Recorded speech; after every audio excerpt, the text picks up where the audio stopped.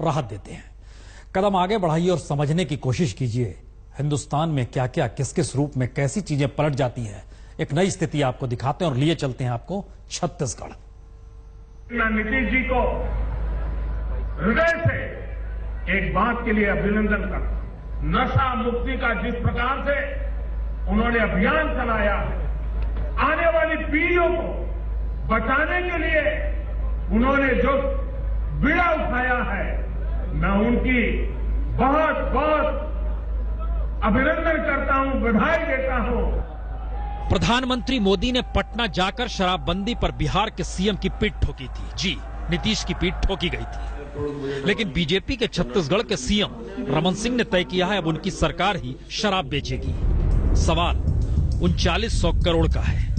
तो इस आंकड़े को देख लीजिए और फिर जरा सोचना शुरू कीजिए, क्या वाकई राज्य की अर्थव्यवस्था के लिए आंकड़ा इतना आकर्षक है कि कमाई शराब बेचकर सरकार ही करने लगे। लेकिन रमन सिंह सरकार ने तय किया है अब वो खुद ही शराब बेचेगी और इसके लिए बाकायदा एक कॉरपोरेशन भी बना दिया गया है। वो दूर करने के कारण सरकार को बहुत सारा रेवेन्यू लॉस होगा और इंटीरियर की बहुत सारी दुकानों को कोई लेता भी नहीं है और इसलिए उन दुकानों के संचालन में भी तकलीफ होती है।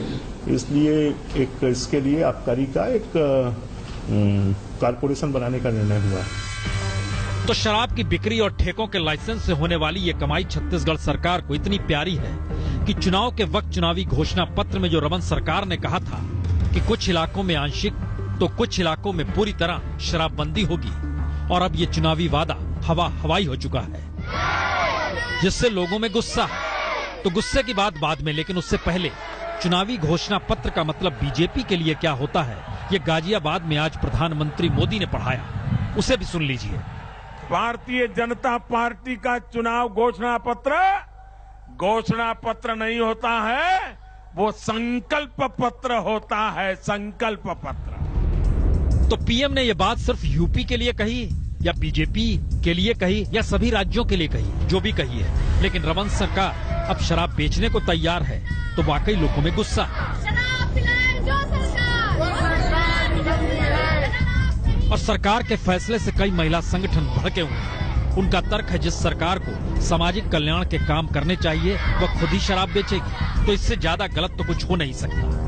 कि आप नगर निगम को 10-10 लाख देगी सरकार और शराब दुकान वो निर्माण करें, तो सीधा सीधा आर्टिकल 47 का ये उल्लंघन है। अनुच्छेद जो 47 से कहता है कि कोई भी प्रदेश की सरकार किसी भी मादक पदार्थों के अभिवृद्धि उसको बढ़ावा देने का कार्य नहीं कर सकती। तो समाज कल्याण की जिसे सोचना है सोच ले, लेकिन रमन सरकार छत्तीसगढ़ के लोगों को कितना शराब पिलाने को तैयार है ये इससे भी समझा जा सकता है कि राज्य में शराब की कुल खपत सालाना 1200 लाख प्रूफ लीटर की है। छत्तीसगढ़ में शराब का कारोबार कुटीर उद्योग की शक्ल ले चुका है।